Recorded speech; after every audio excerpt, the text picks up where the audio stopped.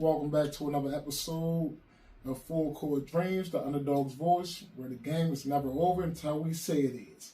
I'm Coach Q, Coach Quillins if you prefer, your host and fellow journeyman in the world of hoops and hopes. Turn that off. Sorry. Hoops and hopes. Today's guest is someone very special to me, a true embodiment of the underdog spirit. My man, Joseph White. He's not just a player. He's a guy with a story that's really, really inspiring. And I think y'all need to hear this story right here. Hey Joe, how you doing, man? Good. How are you? Good, man. Let's kick everything off with by talking about where everything started and how we met and things like that.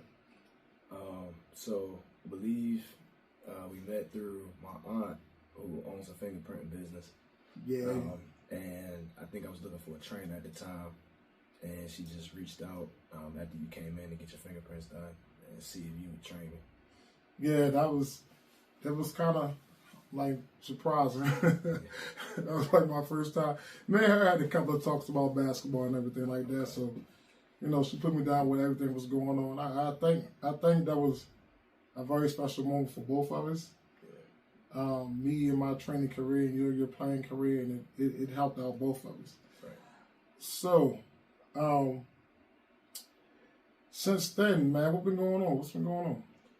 Since then, I've gone on to play Division I basketball.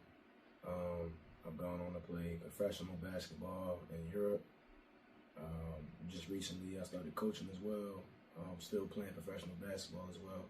So those are the couple of things that I've been doing since we first started working out together. Great.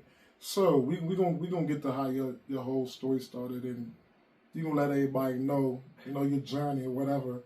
But jumping from playing professionally, jumping from there and high school and going through what you went through and playing professionally in, how you say it, Moldova.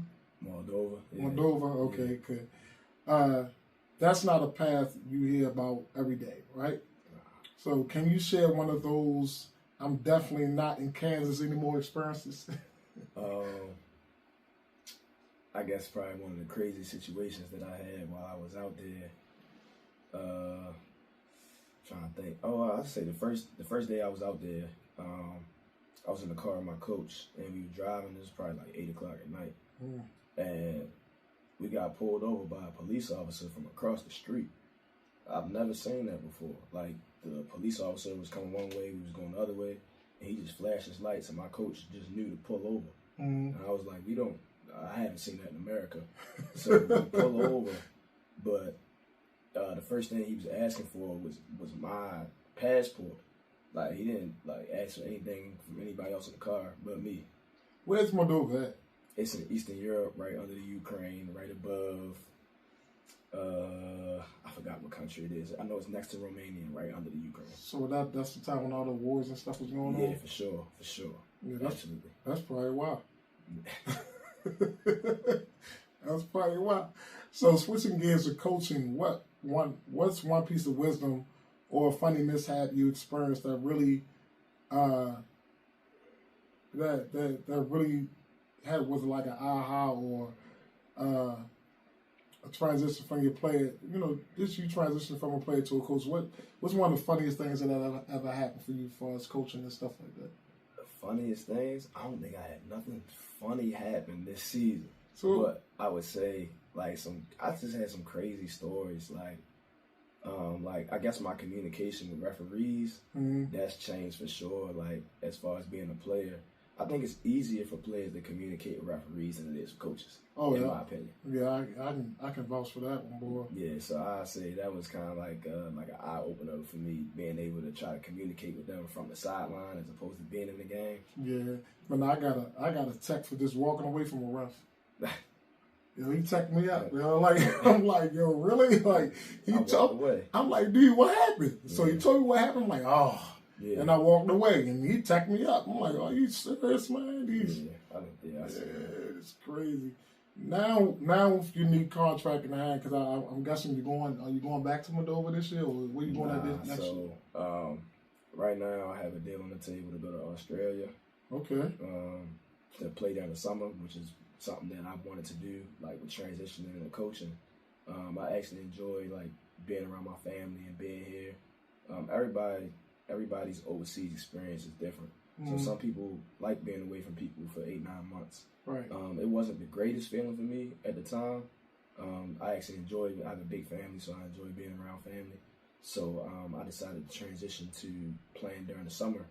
That way I could be here for, holidays, birthdays, and stuff like that. Okay. So right now I had that deal in Australia on the table to play this summer. Okay, that's great. So your journey has been nothing short of inspirational. To me, right? Because I know what we went through. Yeah. I know we went through school. We went through, trying to, get you the way you need to be at. Because I truly believe, because of your hard work, that you really belong to play, in D1 basketball in college, right, at a D1 level. And it's a powerful underdog story. Can you share that with our listeners, and what kept you going when the odds was stacked against you? From that point, I believe I probably was just graduating from junior college when we first started working out. Yep. And I was probably trying to decide on a school. So the way the journey kind of started, which it was completely unconventional. I graduated in the summertime, I want to say of 2017, from junior college. And it was too late for me to enroll in most schools, and because their recruiting was already done. So what me and my family decided to do was I enrolled at University of Maryland, Baltimore County, and I asked them if they had a walk-on spot. The answer was no. But them being so gracious at the time, they allowed me to be a manager, and I completely humbly accepted the job. Mind you, had no idea of any of the things we would accomplish that year, but I came in every day and I did the small things, wiping up the floor. Most days I would hop in some drills during practice when they needed an extra body or something like that. And that was the year we actually ended up going to the NCAA tournament and being the first 16 seed to be the one. And I was the manager. But the guys on that team, they became some of my closest friends. All right. And every day after practice, I would shoot with them. Like, they would allow me to shoot with them. And I shared with them that, I didn't want to just be a manager. Like, I still had aspirations of playing. All right. And they believed in me as much as I believed in myself at that time. And they worked with me. So, like Jared Lyles, Ricky Council, like, those guys really, they poured time into me as opposed to being selfish and making everything about them. They included me, which is kind of unheard of at that level. Right. I remember you bringing, when we had a workout, you brought somebody with you from your team. Ricky. It was probably Ricky. Yeah. Real good dude, man. Yeah. Real good dude. And I guess from what I gathered from back then was that you stayed in the gym. Yeah. And once they saw you in the gym a lot, they were like, oh, we need to get in the gym. Yeah. With them. You know what I mean? So I think that was very important. Like nowadays, trying to get these kids into a gym without anybody, like without the coaches and all that, it's kind of hard. And I think that's kind of like a problem now. Like, it's too many adults in it, and kids just don't like, let's go to the gym and just go play. Right. Everybody need a trainer and stuff like that in the gym with them now and stuff. So I think it's taking longer than kids to get better than we're just gonna go to the gym. We're just gonna go outside and play, and get better that way. Yeah, I promise you, it was nice. Me and Ricky was in that UMBC gym like 1 o'clock in the morning. Ooh. Like 1 o'clock, 2 o'clock in the morning. Ooh. Like, I would just literally just stay in the dorm room, like sleep on the couch, and just be like, yo, let's just get some shots up. Just because we weren't the type of, UMBC is not the type of campus that's like a party school. So it's not much to do. Right. But it's like, we love hooping, so we it could be a good day, bad day, rain and snow, whatever. We like, yo, let's just go get some shots up, bro. Like, let's just get better. Like, we got the time. Like, the world is at our hands right now as college students. Right. So let's just go get some shots up. Right. So let's go back to that. Right. Let's get time at UMBC. So after UMBC, y'all let's go back. So Virginia, like Baltimore, Virginia, the first 16 seed to ever be the number one, and it was Virginia. Yeah. Like pack line, defense. So how did that feel, man? Even though like you weren't get because when I looked at it, I seen you on television. Yeah. Jumping around. Yeah, the end of the game more than the players was, right? Yeah. So how was that experience, man? And what did that do for you? That experience was like I would say like an out of body experience for me personally. Only because UMBC at that time hadn't been to the tournament in 10 years. Okay. And I knew how much time and effort we put into it. So when we drew Virginia, and Coach Odom, probably one of the greatest coaches I've ever been around, even though he was never actually my coach, like one of the greatest basketball minds I've probably ever been around. So when we drew Virginia, like he wasn't worried, he wasn't anything. I think for them at that time, and even we saw this year in the tournament, if people watch a lot, I watch a lot of basketball. Virginia plays a style of basketball where they want you to shoot threes, and we were a 3-point shooting team that year. So forcing us to shoot the shots that we want to take, we practice those shots on a daily basis. So it was like, this is what we want. This is the kind of draw that we want in the tournament. And it just so happened that we made shots that night. Like we made a lot of shots. Like I said, it was a lot of nights I was rebounding for Jerris Lyles. It was a lot of late nights of me working out with them, rebounding for them. So when we got Virginia and we just took advantage of it, that's really all that happened. Yeah, and I can attest to the shooting part, man, because like when we first got together, like it was times in the gym, I was like, did we ever freaking miss? like it was time. I was like, yo, come on, like we 100 shots, so you gotta make. Like we counting. Yeah, I'm about to say we had a piece of paper. Right. We had a piece of paper. Right. He was like, we gonna count. Like every week we gonna have this paper, we gonna fill it out. Yeah. And it was just like every week it was, it would go from 60, 70, 80 or whatever the number was. I was hitting the number. It's crazy. I still got the video on my phone the first time. Like people wasn't even having videographer back then. Right. Like this was probably 2018. I had a cameraman in the gym. Right. We working out. I got a whole video of me getting a bunch of shots up. Man, I from seeing where you came from and seeing how your shot was to us working and really fixing your shot and getting your shot the way it needed to be, man. I think you're one of the best shooters I have ever worked with, and that's my spot. I teach people how to shoot. I can't shoot that good, but I can teach somebody how to shoot. So seeing that, man, and seeing how you grew, and and where you at now is really inspiring. And you know what I'm saying. I'm not gonna take the credit for all that. You put all the hard work in. I think it's also been a lot of like individuals, coaches and trainers along the way that have kind of shaped my mindset to being what it is today. As far as like you said, like just staying in the gym and staying consistent. I think that's the thing that kids don't understand today is the consistency of it may not show today, tomorrow, next week, but it may show in 2 years. Right. Like I wish, at 13, 14, I used to be like outside with my mom. Like my mom used to rebound for me outside.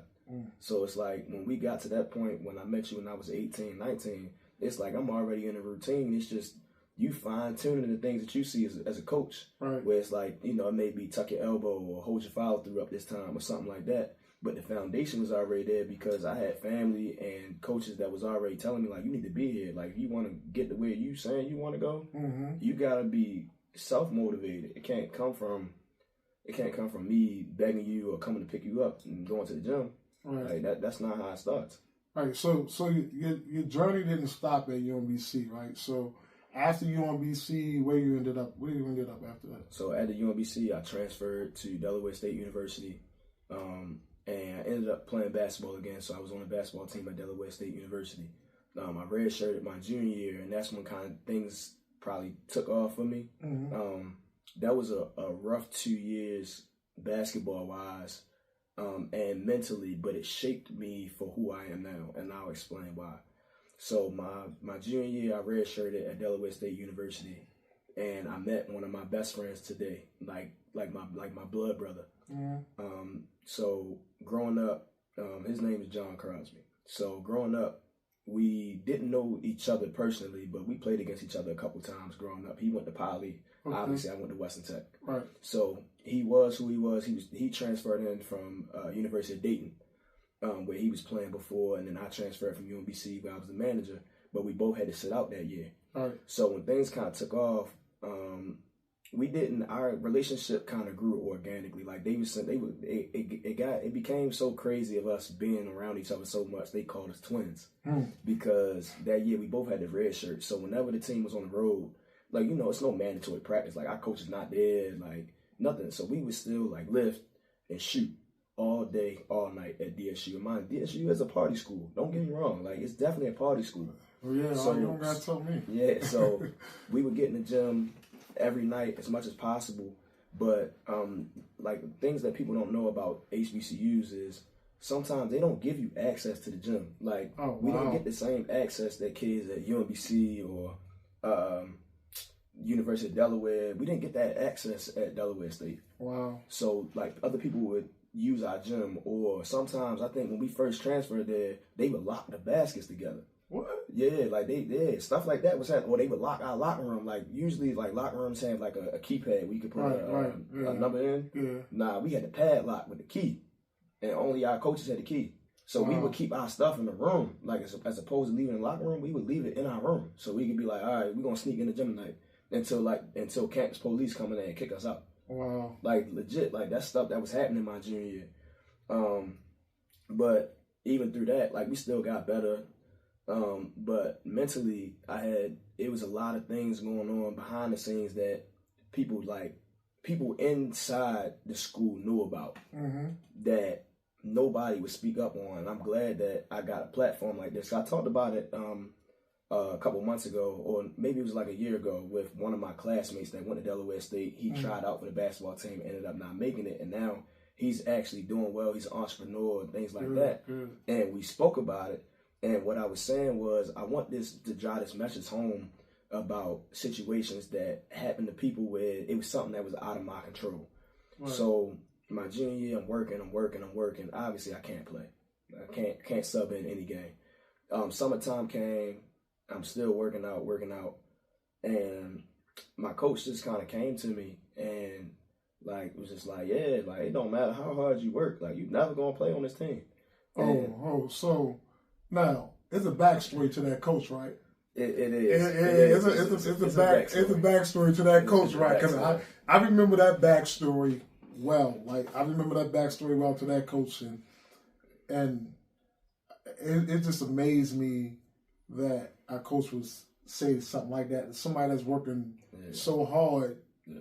For people that do know me personally, they know my character and how, like you said, how hard I work. Right. I don't know what was in that man's head or whatever for him to come and say that to you, but he was actually the assistant at UMBC, right? Yeah, I was there. I was the manager. Did you call him and tell him he had that job at Delaware State?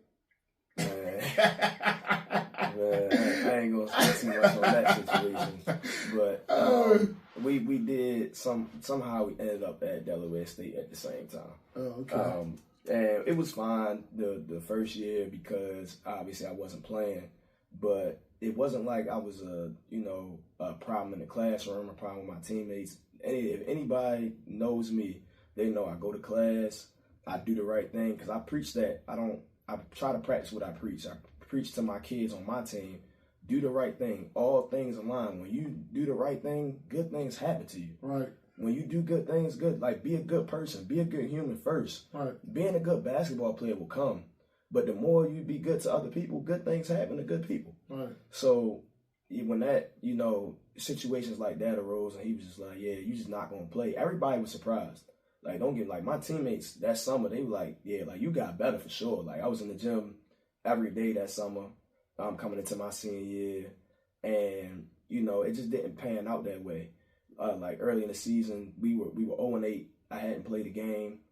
And the backstory to that is, so I spoke up about what was taking place in the locker room as far as the treatment of me personally. Right. And when I spoke up about it, it turned into I was attacking him as a coach, which was not the case. I was speaking up to say, I don't like the treatment. I just want you to treat me better. Like, it's not like I'm coming in here, I'm disrespecting you, I'm disrespecting anybody. And nobody understood what was going on. That turned into me being suspended indefinitely for basically the entire rest of my senior season. All right, let me think about it. So when y'all got to Delaware State, did you have a conversation with him before y'all even stepped on the court? Yes, and absolutely. And the conversation was about you helping him. Absolutely. Get everybody helping the team. Getting the team acclimated to the offense, the defense, stuff like that. Yeah, because y'all was at UMBC together. And and the comment verbatim that was made to me was, "You get what you earn." Right. And I was like, I can't ask for much more than that. So whatever I can earn, I'm gonna take it. Like that's the type, like you said, the underdog mentality is, if you got somebody in your way, like it's gonna have to be that. I'm a competitor. Why not? Right. So exactly. I forgot about that conversation. Yeah, that conversation definitely happened before any of these things took place. We sat down, we had a conversation, and all of those things were said.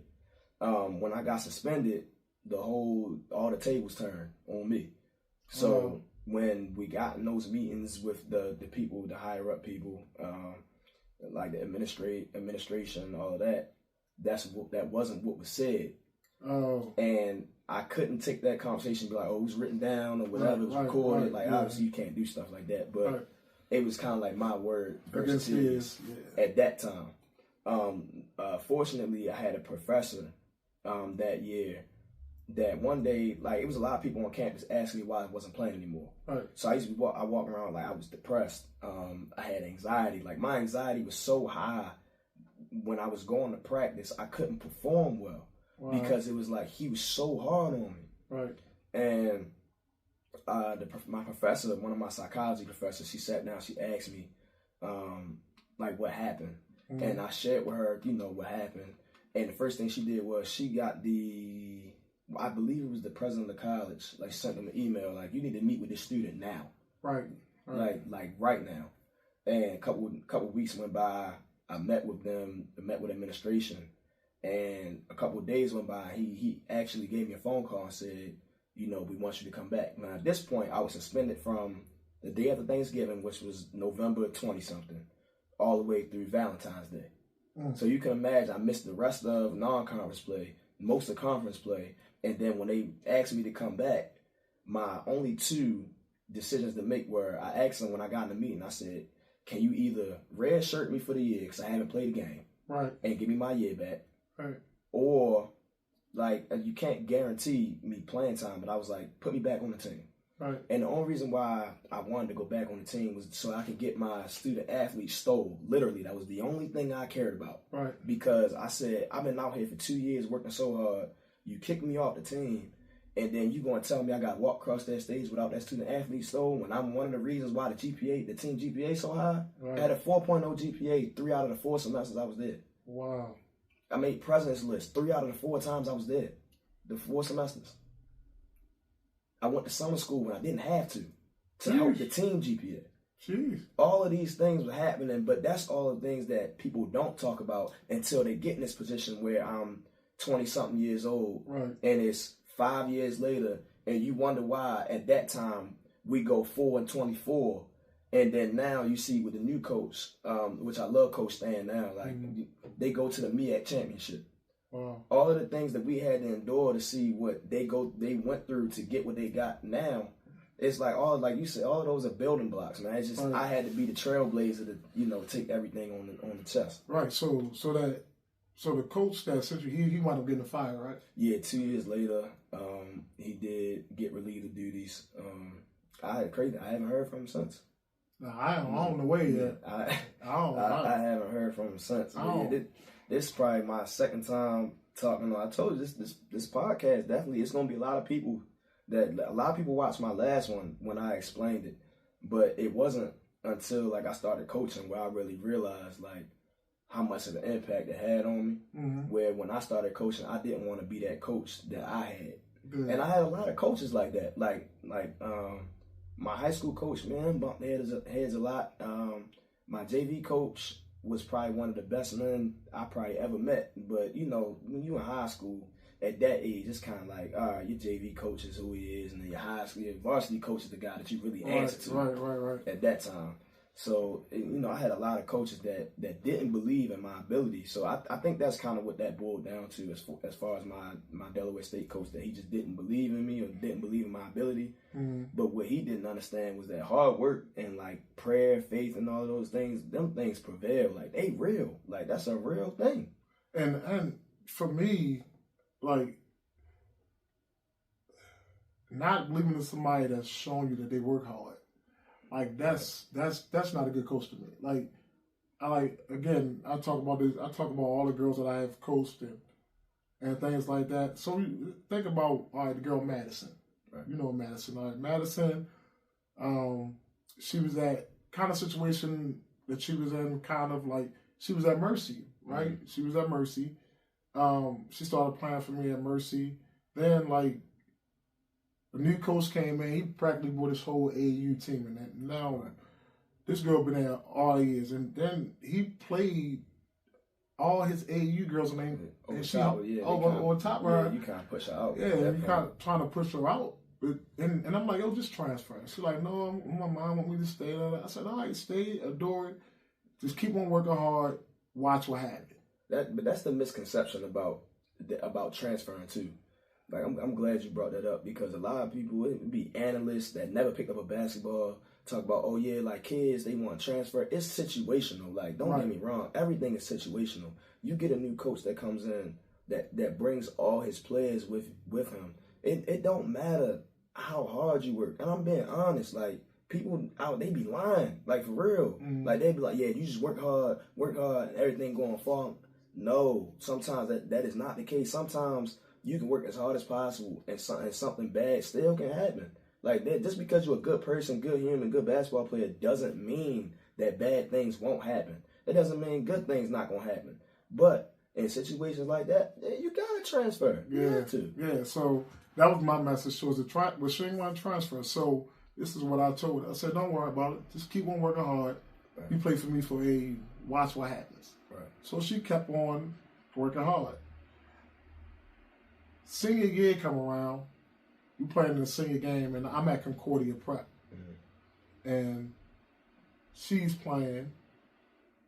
There's two things that happen. So, one game, the year before that, she was it was the IND versus Mercy game. Okay.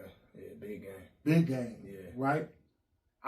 And she's like, this girl is a junior, and all these freshmen in it. You know, this girl ain't got number like 24 seconds in the game. Mm. And the other girl that played for me named Curlin ain't get no time. Now, these two girls been there. They done played in this game before. Right. These other freshmen ain't playing the game. And I was the assistant coach at IND at the time, and we beat them every time I was there. Right. But we wound up beating them. They wound up putting Madison in the game with 24 seconds left. 24 seconds left because somebody fouled out. Right. A girl that had experience in this game in the big stage, you put all those freshmen in. Yeah, it's tough. That'll destroy your mental and it kind of future aspirations. Right, and it kind of did her and Curlin. Curlin, one of the best defenders I had ever had on my team. This girl take charges. Right. Like, she used to shut down the best players. She hustled. She talked. And I'm like, why are you not playing these two girls? Things like that are important when you try and build a roster. Exactly. Like I said, being a coach now, I see things differently. I watch a lot of basketball. Like, since I've been here this year, I done watched NBA, college, high school, middle school. And the more basketball you watch, you see how to build a roster. Mm-hmm. And you need players like that. That's just going to be out there playing hard. And that's who they were. So he brought his team in there. Anybody get on no more playing time for their last 2 years of school. Right. One particular game, like I was talking about, excuse me, was, so again, I was assistant coach at Concordia Prep, and we played Mercy at senior night, and they barely played her at all during senior night. She was crying. and everything. And now literally, and I don't know why, I probably was wrong for this, but I didn't care at the time because I didn't like them coaches because of what they did to her. And it was unwanted. I literally grabbed it to the side, turned around and pointed at them like, yo, you're going to college to play basketball next year. Right. And you did it without them. Right. Excuse my language. And I said, F them. Wow. That's exactly what I said. And I looked right at them and I said it loud enough for them to hear me. Right. So I still got girls that's playing at Mercy right now. Mm.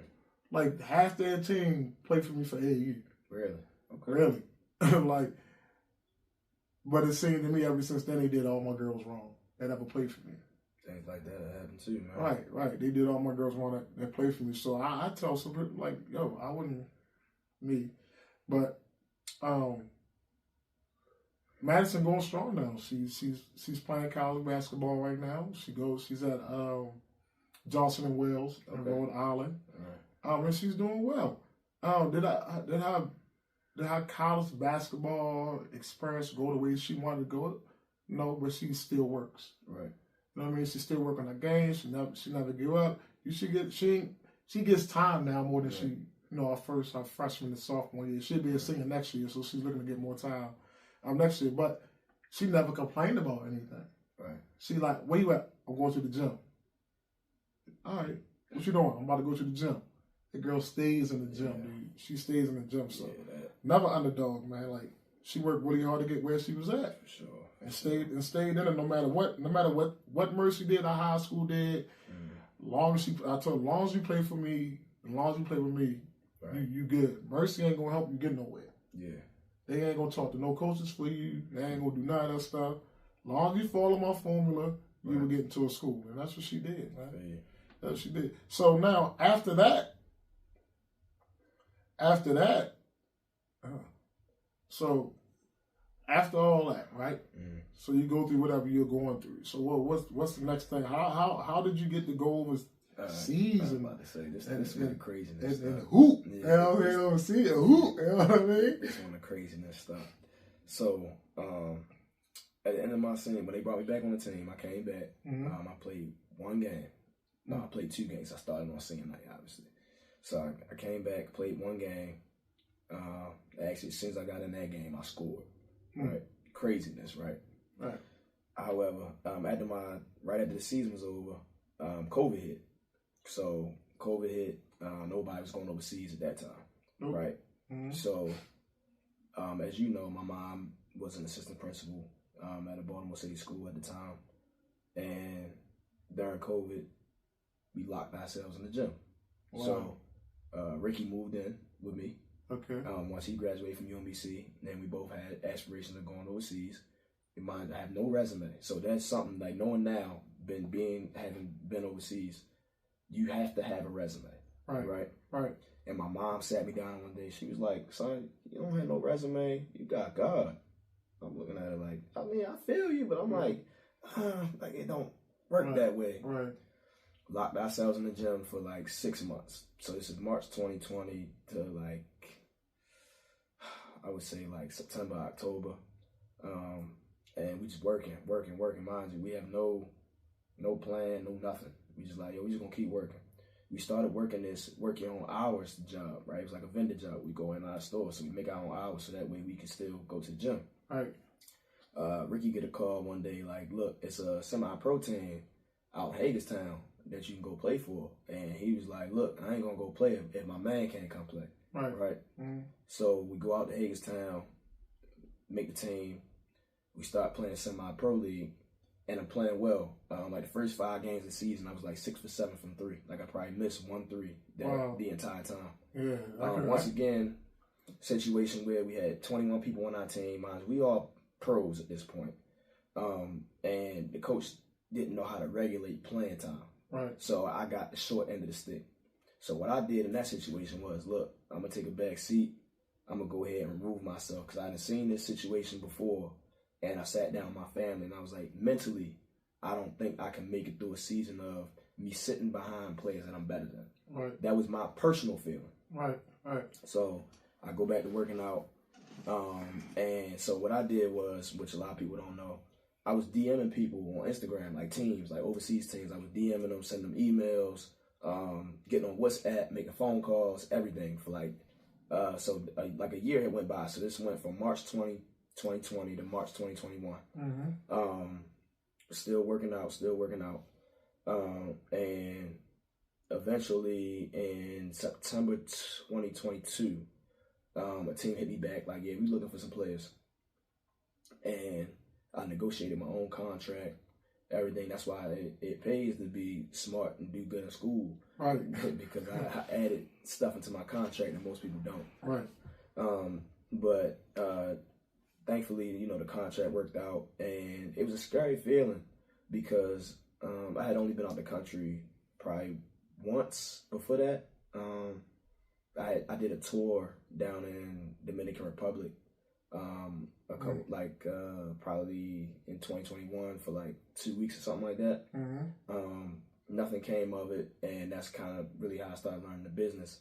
But when my team from Moldova hit me back, they were like, "Look, we're going to, pay for your flight, pay for your apartment, everything." And it sounded like a genuine deal, but still, you don't know people until you know them. Until you get around and get there. So they sent me a plane ticket, hop on a flight. 15-hour flight. Get on the flight. I touched down. My coach picked me up, and literally took me to my apartment to drop my stuff off, and literally said, "Yeah, we got practice in an hour."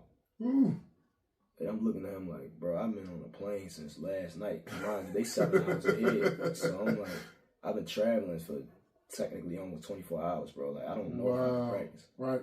But they not trying to hear that over there. You gonna practice. Yeah. So. I went out there, got on the court, and then a week later, my first game. My mindset going into playing overseas initially was, I'm not here for no reason, right? And if I'm going to be here, I'm going to be away from my family.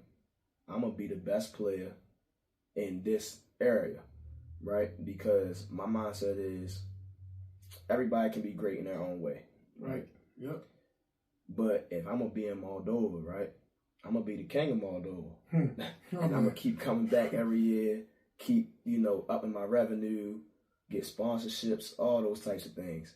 Because, this is the opportunity that God gave me. Right. So if I'm going to be here, I'm going to make the best of me being here. And I dominated every game. I went out there, every practice. I took no days off. I lifted every single day.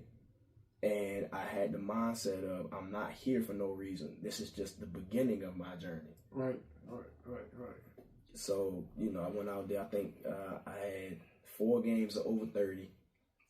I think the lowest I probably had that season was probably 14. And if I had 14, that probably means we won by like 30. Yeah. So I dominated every game that I was in Moldova. So how was the basketball scene overseas different from here? Like, well, I know we was having this conversation before we hopped on here. Right. They do a whole lot more skill training on a daily basis. Yeah, they play a lot less games than what we do. Yeah, you can tell. Like you can tell, and that's what I was trying to explain to my last guest, man. Like he talking about like putting my girls in the fall league, and I'm like, dude, these girls play basketball all year round, and like they need a break. Like their body's not built for that because they don't take care of their bodies the proper way, and you get a lot of injuries and stuff. And I don't really want to risk that, like planning the league that you don't get nothing for, right? You don't get nothing out of these leagues. But I can see his point of you be playing against some tough teams and stuff like that. But to me, I think the dedication for basketball has gone down here. So it'd be hard for me. I felt as though it would have been hard for me to field. Yeah. You know what I'm saying? A team every week. Yeah. To come out there and be able to compete. You know what I mean? Then like the risk of injury and stuff like that, the risk of me losing somebody for a whole year to play in some fall league that I'm really not really playing for. But so I took it a different route this year. Now I played the fall leagues before, but I'm like, dude, I think my girls need more skill development. They need to get in the weight room. Right. You know what I mean? They need to get in, they need to get in shape, and stuff like that. Now did all of them come to that? No. Right. But so if you're not coming to that, why would I reward you for a fall league? Right. You know what I mean? I don't work like that. I'm different. I don't work like, if you can't come to a workout to get better, and show up to practice, you can't come to a workout to get better, and you know what I'm saying, and get healthy for the season, and you know, get stronger for the season. Why would I reward you with putting you in a fall league? I'm not doing that. And that's just me. I'm that different type of coach where I'm not going to give you something just because. Like, for me, you got to work for everything. And if you're not willing to come 2 days a week to get in the gym and lift, you know, 2-3 days a week, then why am I going to reward you on a Saturday to play in the basketball game?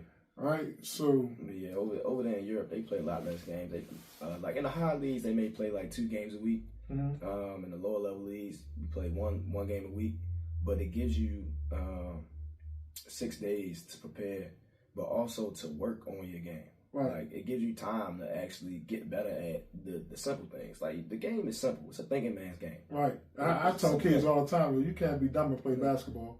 You gotta be smart and play basketball. Like, you can't, if you don't know angles, like, your basketball experience gonna be like short. Like, you gotta be smart to play basketball, man. You gotta put the time in. I think that's the most important thing. So while I was there, that's all I did was I took time to reset. And when I say reset, I unlearned all the bad habits that I had learned growing up. Right. And not saying that anybody taught me. This is, you know, with the flow of the game and all of the game, the style of play is different. Right. The style of play over there isn't to allow one player to beat the whole team. Yeah, right, exactly.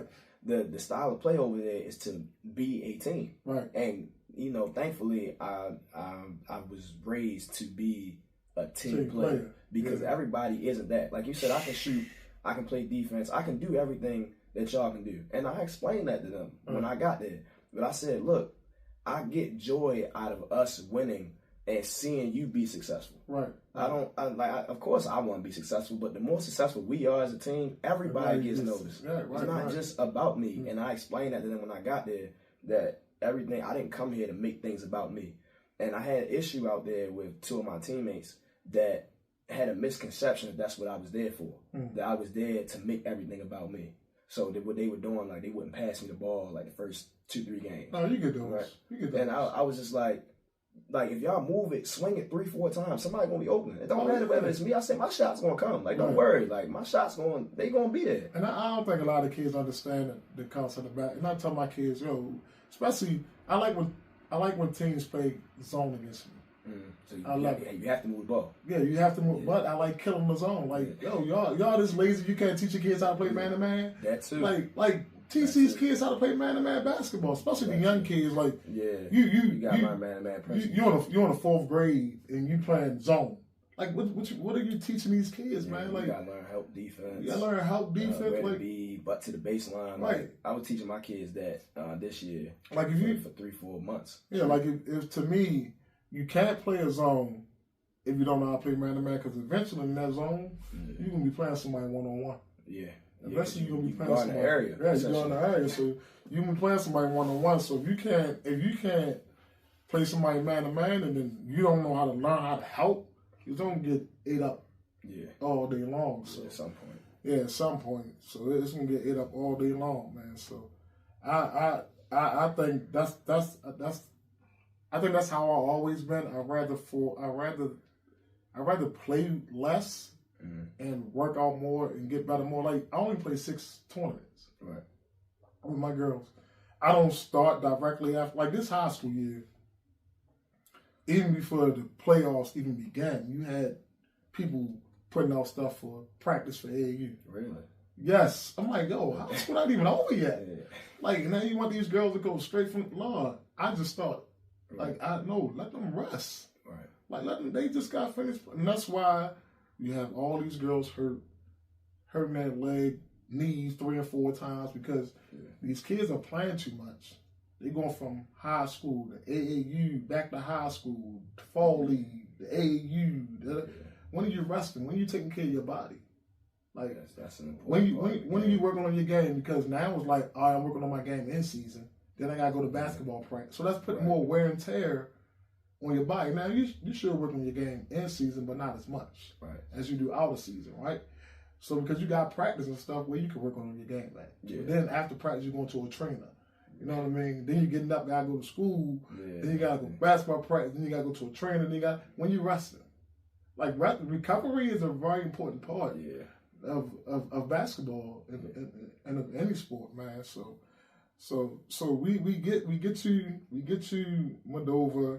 Everything is going well for you now. You're starting it. So what is it looking like? Moving forward? Moving forward, yeah. What is it looking like? Oh, right at the Moldova. What you mean, like now? Yeah, like from Moldova to now. Like, what is it looking like now? I came home from Moldova. I got a job in the Baltimore City public school system. Okay. And I finished out the school year last year. I was planning to go back, and then my grandmother passed. Oh, right? sorry to hear that. Yeah. So my mom said, "Look, you know, we kind of want you here. We don't want you to go right back. You've been here 2 weeks, right? You know." Right. So I was like, all right. I started working at the school, and I got acclimated with the kids. Something that I never thought. Like, you know, people used to say, you know, you have a great basketball mind. Why you don't coach kids? I used to be like, I just don't have the patience for it. Like, right. That's just me personally. Some people have patience, some people don't. So, no deal came. Like, mind you, like I said, even though I'm working out all summer, I worked out all last summer. I averaged 27 points a game in Moldova. And no deal came my way when August, September, October came. I didn't cry about it. I didn't get upset about it. I said, all right, God, if this is what you want me to do, I'm going to go back to work. And my principal sat me down and said, look, you know, the person that was coaching our team last year is no longer here. We need a coach. And I was like, nah, man, like that ain't me. Because I was like, you know, by December, I'm planning on being out of here. Right. I don't care what y'all say. I'm going to be gone. Right. So, but once me and one of my good friends at the time, I convinced her to be the cheerleading coach. Right? Oh, okay.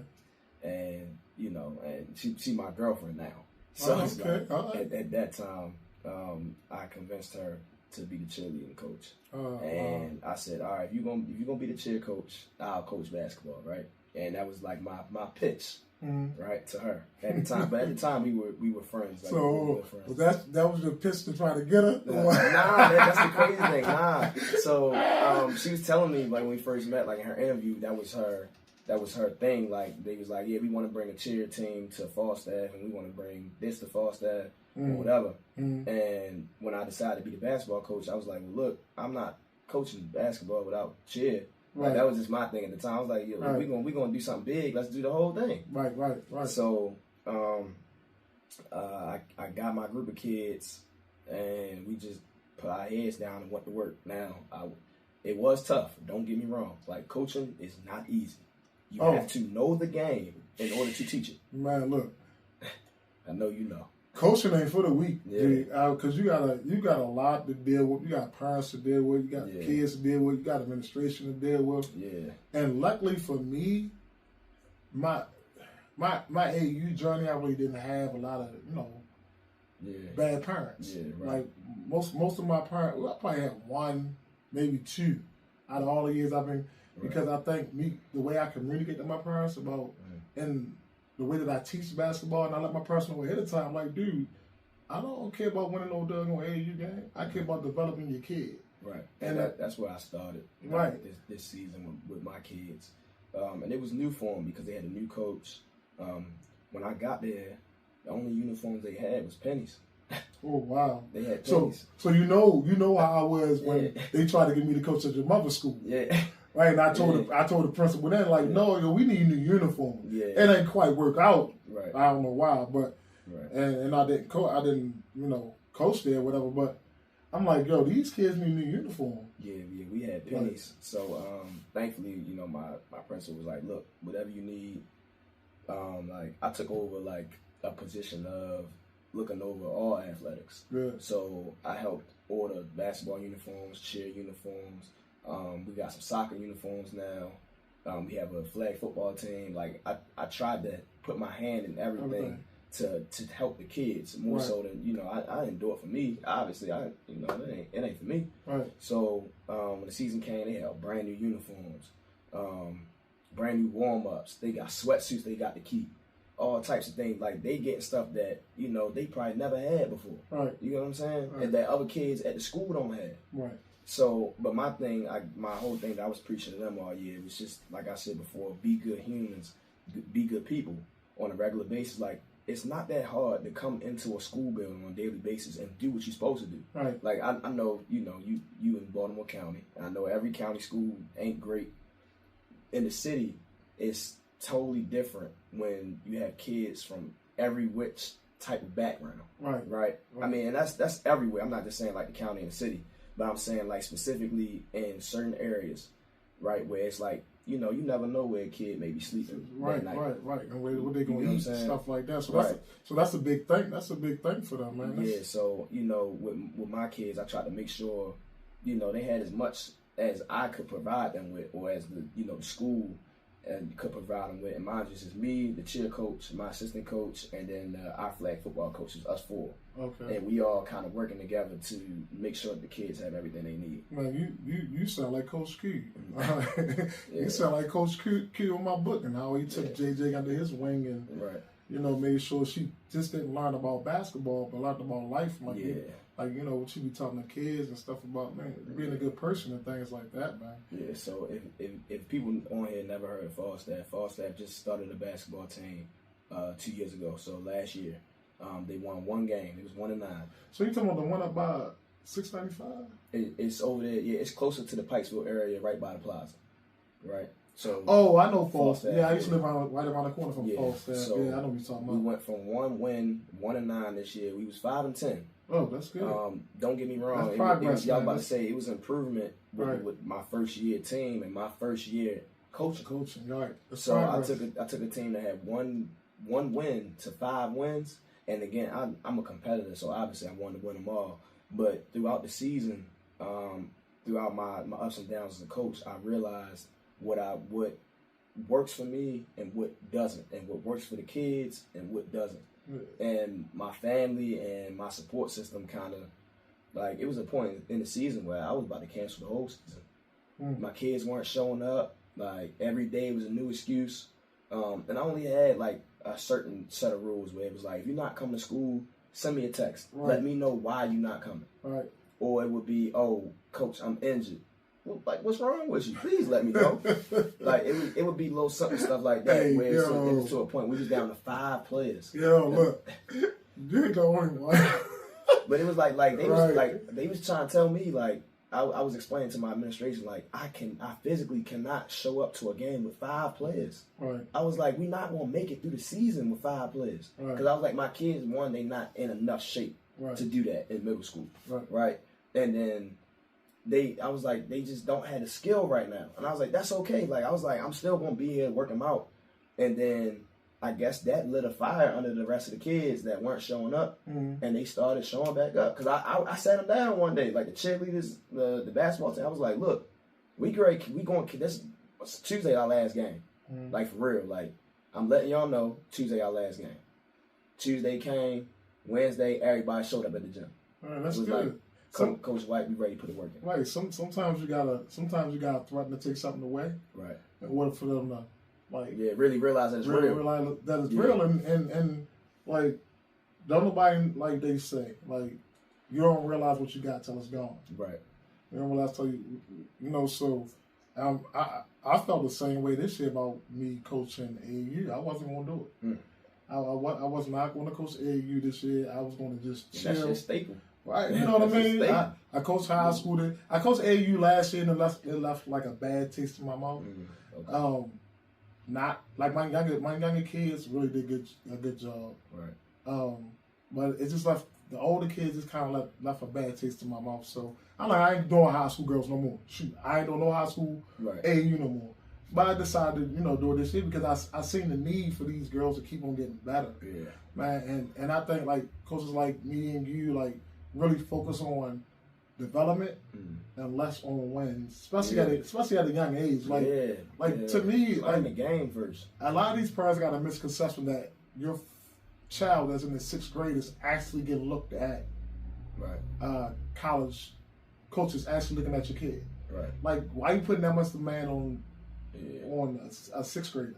Yeah. Like, it should be about fun and about learning the game to them. So when I talk to sixth graders, when I talk to little kids, like, hey, you gotta play basketball? Yeah, why you like? I don't like basketball. Like, yo, how you don't like basketball? Like, I'll tell you a situation that humbled me as far as coaching. My best friend, we've been best friends since he was 10 years old.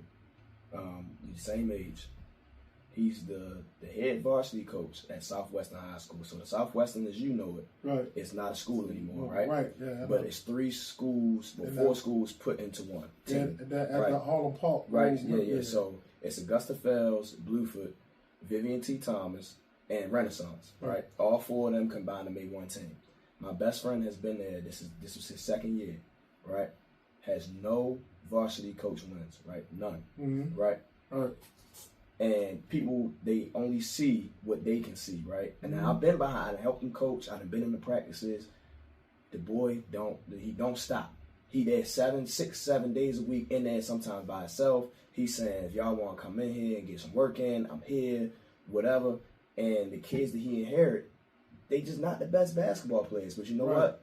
Every single day, he come in and he teaches them the game. Right. Like, he teaches them how to play. Right. He watches film with them.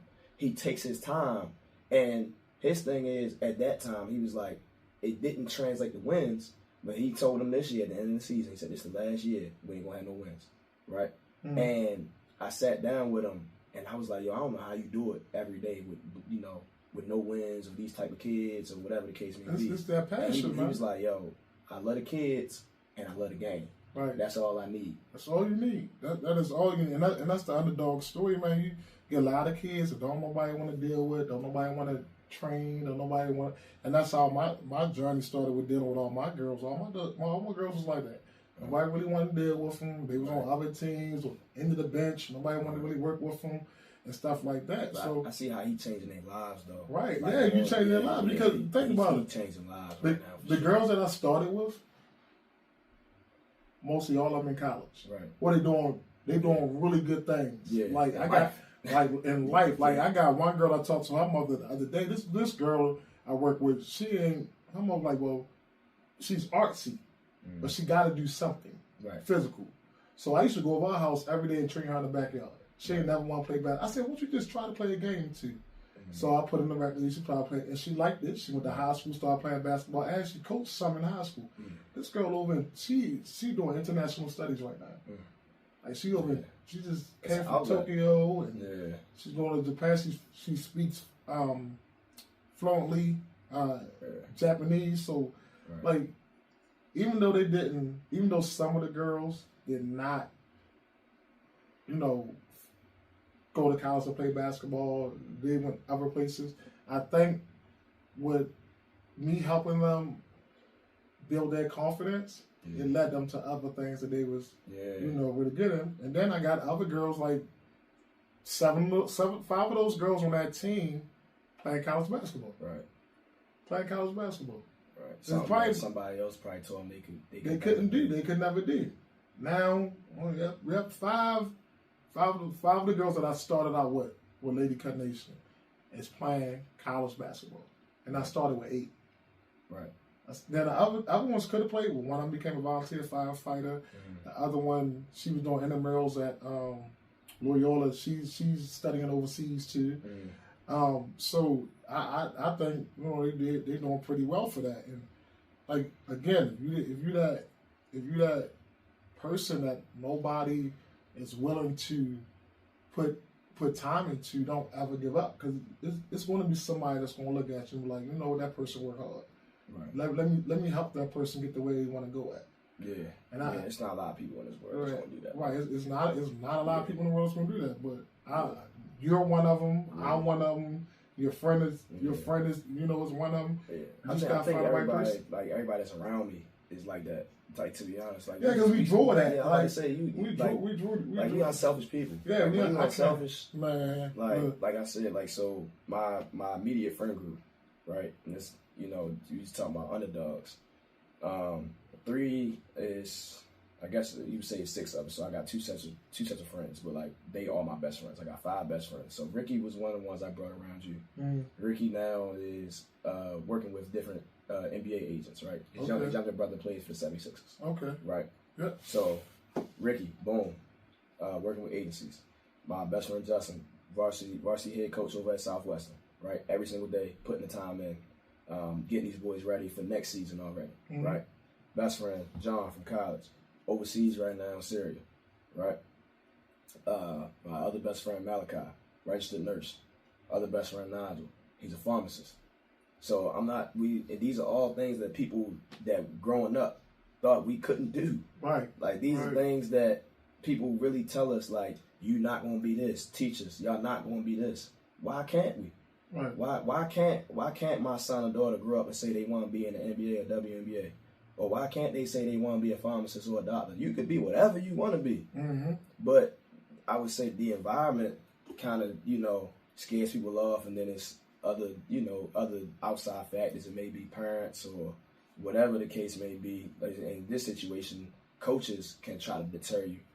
But I think the good coaches out here really leads people and these kids to believe in themselves.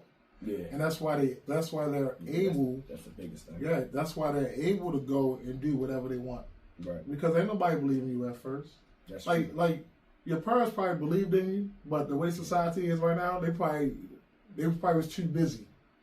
You know what I mean? They probably was too busy. So it was somebody else that, like, yo, you want to play basketball? I'll teach you. And when you had that person, or you want to play football, I'll teach you. When you had that person that's always in your corner, that's helping you, believe in yourself and stuff like that, you learn life lessons, right? I think sports is the best way to teach life lessons. Right. I really do, because you go through a lot. You go through everything in sport. Everything you go through in life, you go through in sports. You go through ups and downs. Sometimes you feel like doing stuff, sometimes you don't. You get that lazy moment, but you get up and you do it anyway. Yeah. You know what I mean? You get that discipline. You get that the team environment. Because I tell my kids all the time, you can't do nothing without nobody else. Yeah. Don't think you can go out here in this world and do stuff by yourself. Because you can't. Nothing in this world that's good ever got built alone. Right. Nothing in this world ever got built alone. So, man, look, it was awesome having this chat with you. Even though it was fun. I think your story is very compelling, man, and I think that a lot of people need to hear it, and that's why I invited you on the show, because, again, this show is about the underdog. I want to get the underdogs a voice, so they can help other kids and other people out. And not just kids, like, this for everybody, man. This for everybody. You, like me, I'm 50 years old, right? And I'm just really I knew coaching was one of the things that I wanted to do, but now I want to venture out to other stuff. Right. But still coaching. Yeah. You know what I mean? Yeah. That's why people say, when I tell them I still play professionally and that I also coach, they're like, well, how are you able to do both? I'm like, I can coach during the school year, play during the summer. Right. So, yeah, that's what I had to, figure out a lot of stuff, because, I got a family, too. Right. So you got to figure out a lot of stuff on how to do stuff. But, I ain't never think I was going to do a podcast. I thought about writing a book. Right. The book that I wrote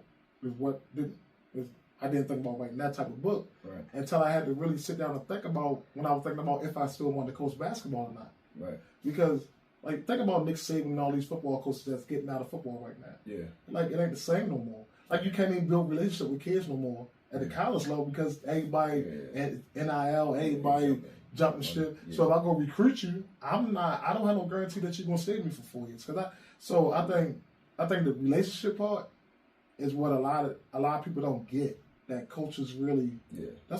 I'm here to build a relationship with you, to get you where you need to get, to make you a better person. Right. But I can't do that if you only stay with me for 1 year.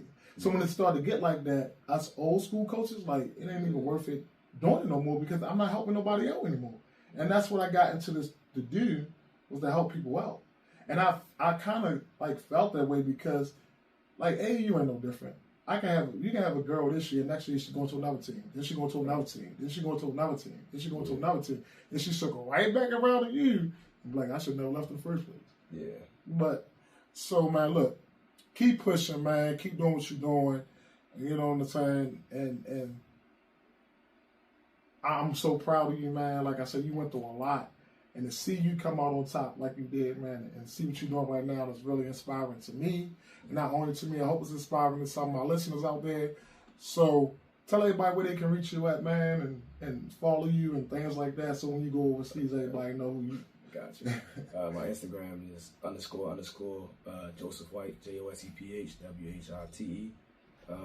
Anybody, any underdogs out there, anybody needs some inspiration, hit me up. I'm an open book to talk to everybody. Great. So that's the end of this segment. So y'all keep on listening to these great stories. Keep your head up, keep pushing, keep dreaming. Nobody can take that away from you, man. Like, just live, love, and maybe one day you'll be right here telling your journey just like Joseph is. So until next time, keep your laces tied and your dreams high. This Coach Steve signing off.